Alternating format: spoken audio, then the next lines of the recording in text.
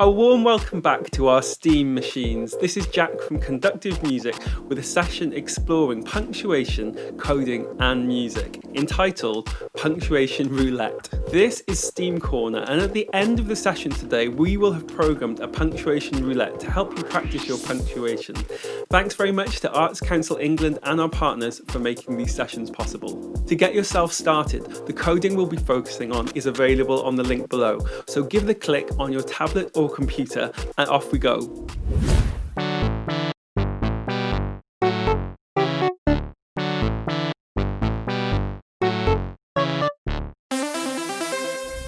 So Steam machines, this is where you get to when you've clicked on the code that we gave you in the last section. If you look towards the left hand side of your screen over there, you can see from the top looking down we have our options for our blocks.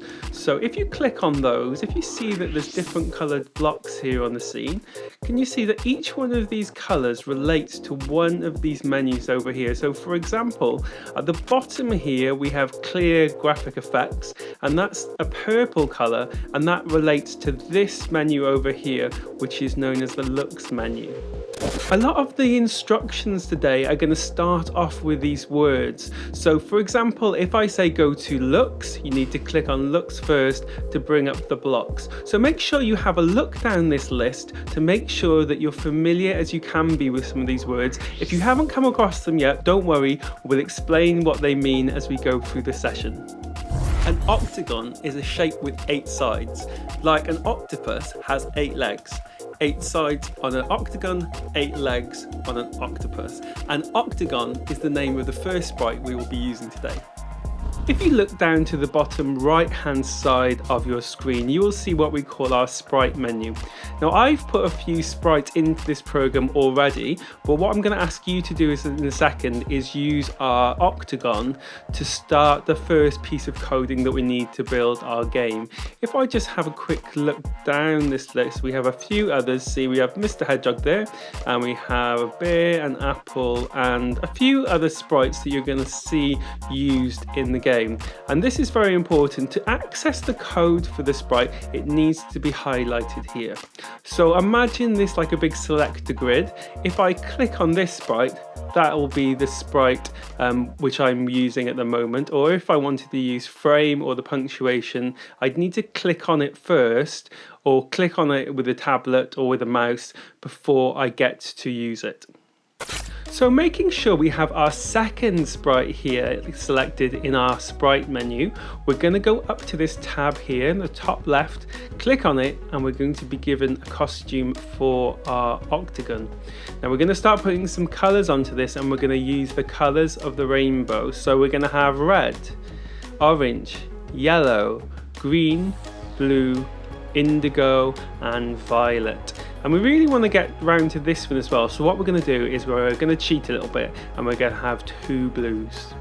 To fill in this octagon with our different colours from the rainbow, we're going to use this tool here, and it's this little paint pot, and if you hover your mouse over it, can you see it just comes up with that word there, fill. So we're going to select that, and then we're going to go over here to our colour panel, we're going to click on it, and this colour bit at the top has a slider. Can you see as I move across, it selects the colour that's going to be able to be filled onto this octagon. So I'm going to start with red, and I'm going to do all the colours of the rainbow, and then I'm going to come back to you. So join me back when we've done that in a second, and don't forget you're going to have to do 2 blues.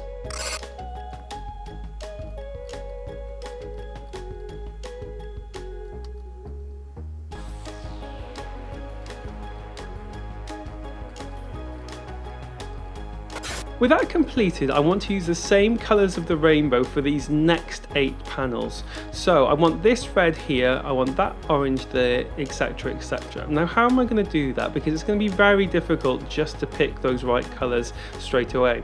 And we're going to do that by using this eyedropper tool, which is found at the bottom of this menu. Can you see by there?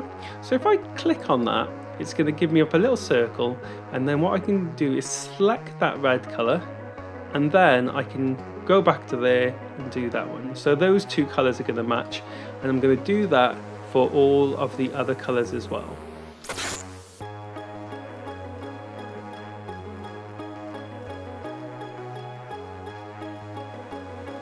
So with our colours put into our octagon, what we're going to do is go back to our code. So let's click on the tab at the top of the page. Now across here what we have is the code for when our sprite is clicked.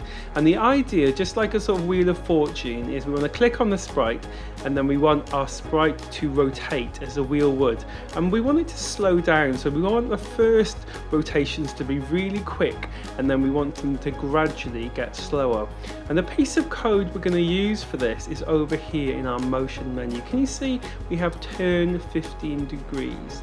So let's just make a little piece of code here to show you what would happen.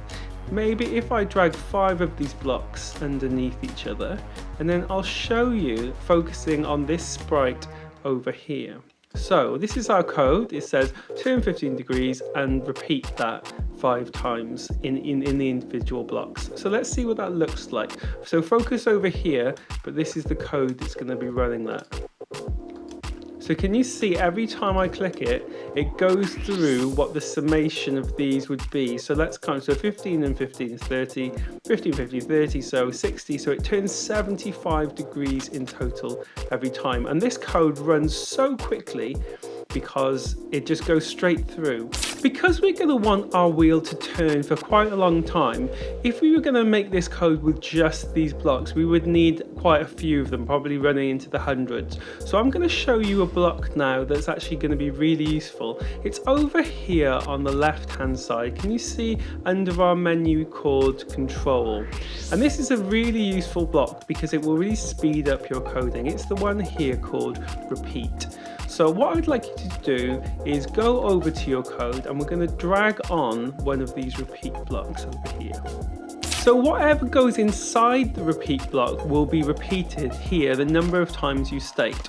So as this is our first block and we want the wheel to be moving quite quickly at this point, let's make this number bigger. Let's go for 40 repetitions instead. And we'll have made this now 10 degrees rather than 15 just by clicking in there and altering the number. Let's just see what that looks like first. I think that looks great, but how about adding a color change effect so it makes the wheel look like it's changing color as it turns? And we can do that by going over to our looks menu, which is up here in the top left. Let's click on that. And now I'm going to need to scroll down this menu a little bit until I find the change color effect, which is here. And we're going to put this inside our repeat block so that what happens is every time it turns 10 degrees, it's going to change color just a little bit. So let's grab this block here and let's clip it inside our repeat 40. This number is a bit high, so let's take that down to, let's say 2. Okay, let's see what that looks like now. I think that looks great as our first piece of code here, but don't forget the effect we're looking for is for the wheel to look like it's slowing down every time it turns. So the way we're going to do that is by duplicating this block, which you can do either if you're on a tablet just by holding your finger down on the block. If you're using a mouse, you other click, so that's either the right click or holding option if you've only got one of the if you've only got one mouse button there. So let's duplicate that and then we're going to clip it underneath the other block, and it's just running that twice now. But if we make some changes in this second one, let's say we're going to repeat it fewer times, so let's say repeat 35 times. But this number here, the degrees, if we make it less, it's going to look like it's turning more slowly. But I tell you what, to compensate for that, let's change the color effect by slightly more, and now let's just see how that looks. Can you see there was a definite change in the speed of the wheel? So what I'm going to do now is I'm going to duplicate these blocks again, and I'm going to change the degrees, and I'm going to change the color effect. Also, I'm going to change the number of repetitions. So let's, in the next two blocks, let's go for 30 and 25. So I've made those changes, and I've also taken the degrees of the turn out of these repeat blocks down. So I've gone for 5 degrees here, right at the bottom one, and 6 degrees. Now let's just see what that looks like.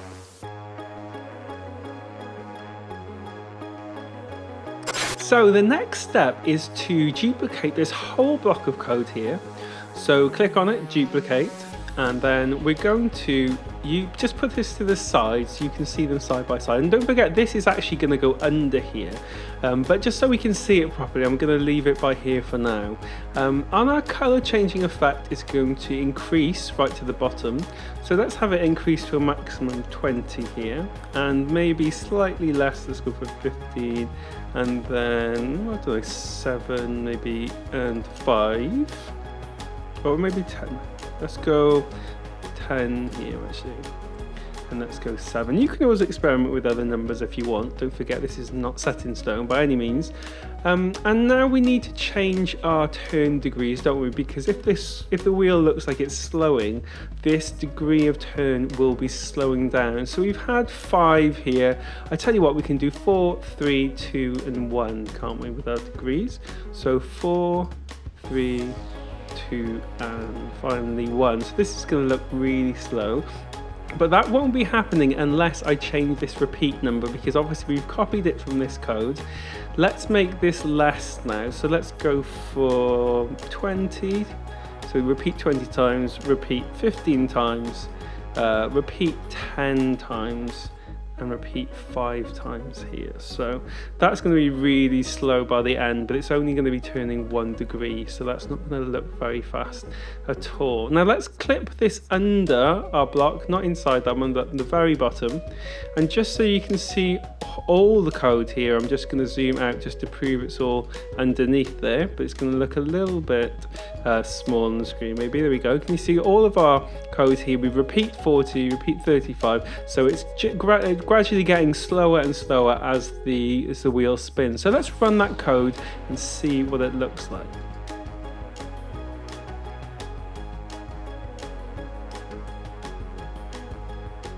I think that looks pretty good, but there's one last thing to add. There's one last piece of code we need to add. Can you see the colors here aren't what we selected? And that's because we've been changing them inside each of the repeat blocks. So I tell you what, we can use a trick over here. Can you see this command here, this piece of code, clear graphic effects? If we put that at the end of our code, it will take us back to our original rainbow colors every time. So let's run that and see if that happens.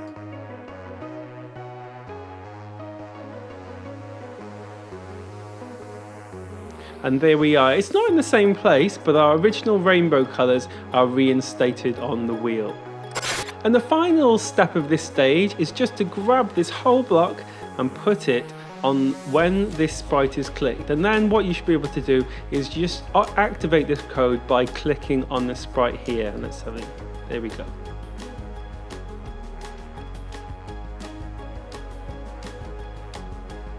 Next, let's add a sound effect to our wheel. The process of adding sound effects to film or television is known as Foley. So today, you're going to have to become Foley recording artists of your own. Grab yourself 2 pens and get ready to record.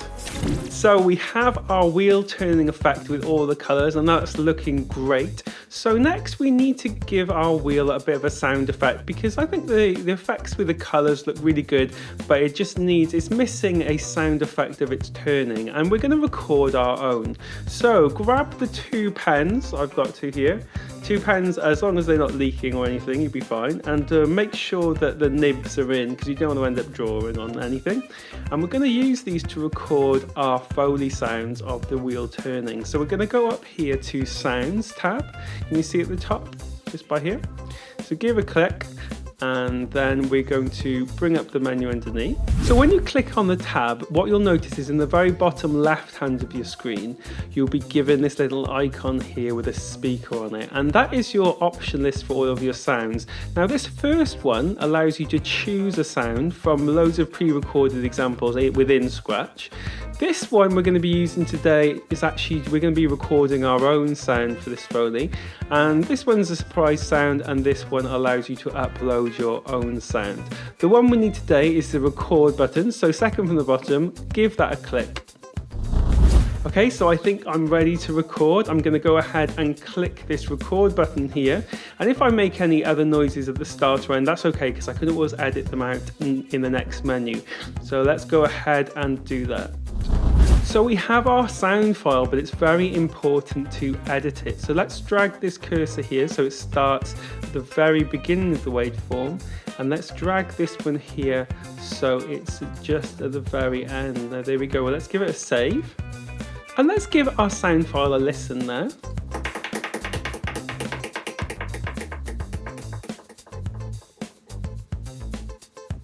Okay, not too bad. I'm probably make that a little bit softer because I think that was a little bit loud.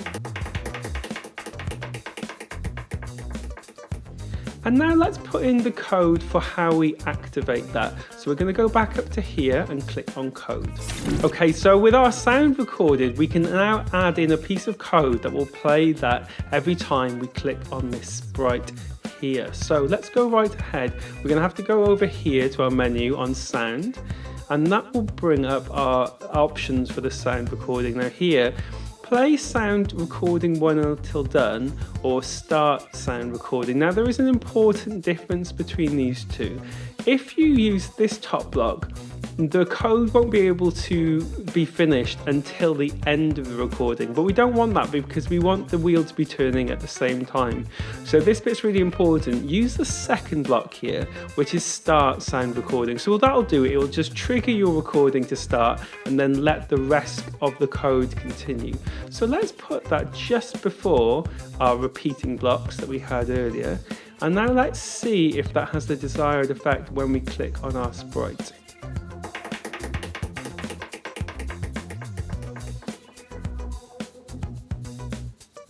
Perfect. So we're all sounded up and we've coded our wheel to spin. Next, let's code our punctuation so that every time the wheel spins, we get a different choice of punctuation. I've put all the code there, it just needs to be connected up. So we're back with our code now, and we need to just quickly go across to punctuation here, the fourth sprite across in our menu, and give it a click. I'd just like to go through this code with you. What I've done is I've written it out, and it's very similar to the code we had for our spinning wheel. So you see these repeat blocks are getting fewer repeats on each time, and also the wait time is increasing slightly. Now all you've got to do to complete this code is clip this block into this show block here, just like that. And now every time it receives this message spin here, which we set up actually on our Octagon site, I've done that for you, so don't worry about that. Every time we click on this sprite, it sends a message called spin, and when this part of the code it receives it, it goes through all of these costumes. Let me just show you that now. In the part of the code we've just attached, each of these costumes is a different number in the code. And what I've asked the computer to do is to quickly cycle through each one of those. So we have our full stop, we have a comma, we have our exclamation mark, question mark, and we have speech marks, which we use when we're quoting direct speech. So we've nearly finished the coding for this section. Let's have a little look at how this game works. So as we click on our sprite, it sends a spin message to our punctuation section, which cycles through, providing us with a random punctuation mark that we have to use, either in our written sentence here, or we have to say it to each other when we're working in our groups. And also in this red box at the bottom, can you see there's a word that we need to include in our sentence as well? And sometimes there'll be, in this section, there'll be a little picture of a sprite which you also have to include. So I tell you what, let's give it a go now. Let's click on our sprite and see what happens.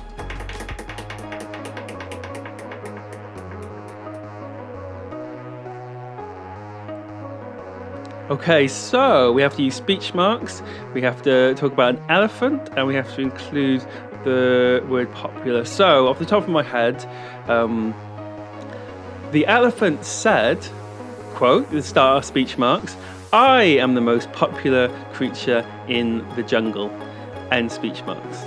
And there we have it. Now, the last part of the code we are going to put in, it relates to this tick and this cross. If you're able to put all of that together into a sentence, so your punctuation, your sprite, and your vocabulary here, if you're able to do that, we want to click on this tick here and for it to play a major sounding fanfare. In music, people often describe major keys as sounding happy. Also, people describe minor keys as sounding sad. So, if you've been able to use your punctuation correctly in the sentence, how about coding a major sounding fanfare for the tick and a minor sounding fanfare for the cross? For our last piece of coding, let's go and select the tick and the red cross from a Sprite menu. So let's start with our tick. Let's give it a click. And we want to head up to sounds here on this tab by there. So as this is our tick, let's see if we can spot the happy sounding fanfare. So this is the first fanfare. Let's have a listen. Okay, and let's compare that with a second fanfare. Can you hear the difference between those two? So I think as this is the happy sounding ring, I'm going to code this to play fanfare 1. So let's go back to our code and put that in. First thing we do is we want to go to our events menu. Can you see up here? And we're looking for when this sprite is clicked, which we used earlier with our octagon, if you remember. And now we need to go to our sound menu up here. And there we go. And we're going to start our fanfare, and I think I remember saying that it's the first fanfare. So let's give that a go now with clicking on the tick and seeing if that's all working. Hey, great stuff.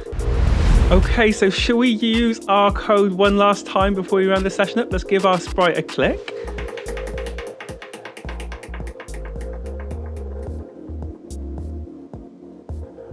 Okay, so I've got to say my response, I've got to use a question mark, I've got to talk about a bear and use the word group. Okay, so off the top of my head, how about this one? Did the school group see the bear in the woods? Hey!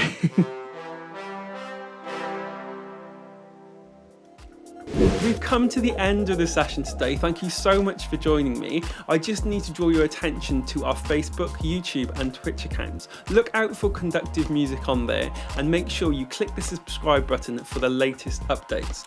There are over 60 one-hour projects available at conductivemusic.uk with a subscription link below.